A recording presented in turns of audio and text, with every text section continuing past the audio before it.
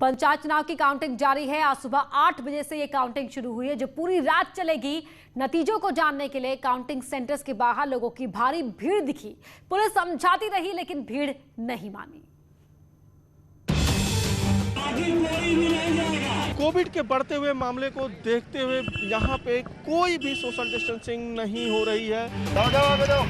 ये हम अब आपको अंतिम बार बता रहे हैं, जहाँ आप खड़े नहीं हैं। बहुत से ऐसे लोग दिख रहे हैं जो मास्क नहीं लगाए हुए हैं, मास्क नीचे किए हुए हैं। कोरोना पर काउंटिंग भारी, पुलिस से नहीं संभली भीड़, जनता को ही अपनी जिंदगी की फिक्र नहीं।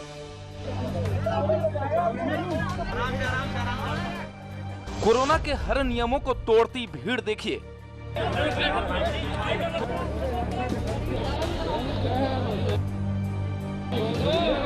पुलिस लाठी मार रही है, लेकिन प्रत्याशियों के समर्थकों पर कोई असर नहीं।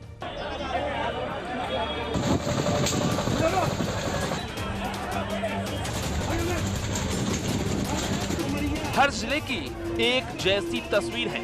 नियमों की धज्जियां उड़ाते लोगों के मन में कोरोना का बिल्कुल डर नहीं। सरकार एक और कोरोना के चक्र को तोड़ने में जुटी है। लोगों से बार बार अपील किया जा रहा है, सुप्रीम कोर्ट भी समझा रहा है, लेकिन चुनाव का नशा इतना ज्यादा चढ़ गया है कि लोग जानबूझकर मौत को गले लगा रहे हैं। सोशल डिस्टेंसिंग की जो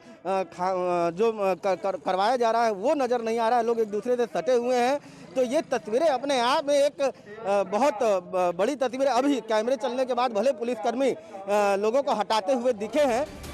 आप तस्वीरें देखकर शहर को नहीं पहचान पाएंगे।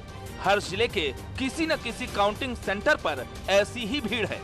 आज हम आपको प्रदेश के जिलों से आई ऐसी ही तस्वीर दिखाएंगे, तो बने रहें न्यूज़ 18 के साथ। अधिकांश काउंटिंग सेंटर पर सुबह से ही लोगों की भीड़ उमड़ पड़ी थी, लेकिन मेरठ में व्यवस्थाएं बिल्कुल अलग थी। वहां पर ना तो भीड़ दिखी और ना ही अफरा तफरी। लोग जिला पंचायत नतीजों का इंतजार कर रहे हैं।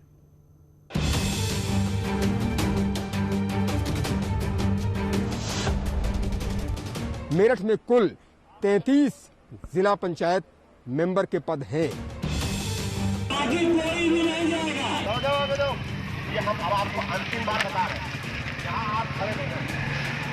न्यूज़ 18 की टीम इस वक्त मेरठ के एक काउंटिंग सेंटर पर मौजूद है और यहाँ पर आप देखिए कि किस तरह से गहमा गहमी लगातार बनी हुई है और यहाँ जो रूम्स हैं इनमें काउंटिंग का कार्य युद्ध स्तर से चल रहा है।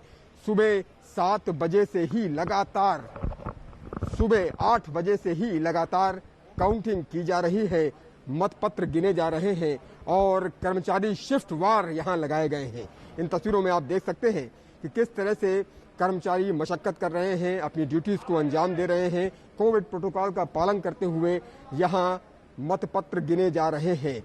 और जैसा कि मैंने बताया कि लगातार ग्राम प्रधान, ग्राम पंचायत सदस्य, क्षेत्र पंचायत सदस्य और जिला पंचायत सदस्य के लिए मतगणना चल रही है। और काउंटिंग सेंटर की तस्वीरें आप देख रहे हैं कि किस तरह से मेरठ के 12 ब्लॉक्स में ऐसे ही काउंटिंग की जा रही है और पूरी मशक्कत के साथ यहाँ जितने भी कर्मचारी हैं, मतगणना करने वाले, वो जुटे हुए हैं। यहाँ पर जो प्रत्याशी हैं या उनके एजेंट्स हैं वो भी टकटकी लगाए बैठे हुए हैं और लगातार स्थितियों पर निगाह रखे हुए हैं।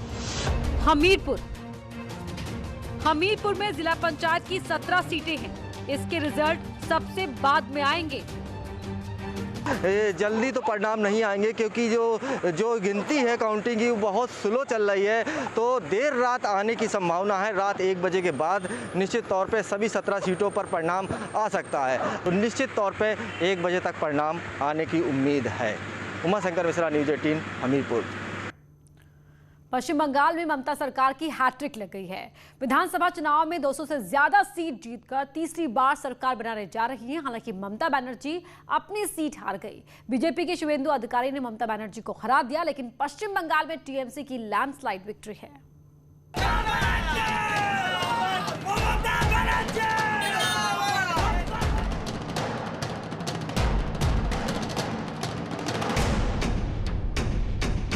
সকলে মাস্ক ইউজ করুন এবং কোভিডের জন্য আমাদের ফার্স্ট প্রায়োরিটি কোভিডের জন্য কাজ করা। ঠিক আছে, অনেক ধন্যবাদ, অনেক অভিনন্দন। टीएमसी कार्यकर्ताओं का ये जश्न बता रहा है कि ममता के लिए इस जीत के क्या मायने हैं। लगातार 10 साल सत्ता में रहने के बाद जोरदार मुकाबला।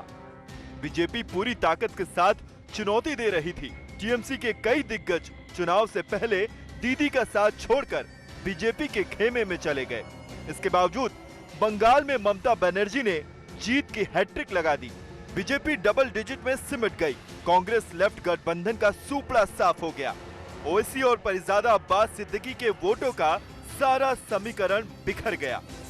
It's okay that we have faced the horrible situation, we have faced the horror of the election commission, but ultimately I'll go to constitution bench because whatever they have done for this time in Bengal, the bias, in the bias way, if you tolerate like this, then India there will be no democracy. बहुत बड़ा खेला होगा उधर।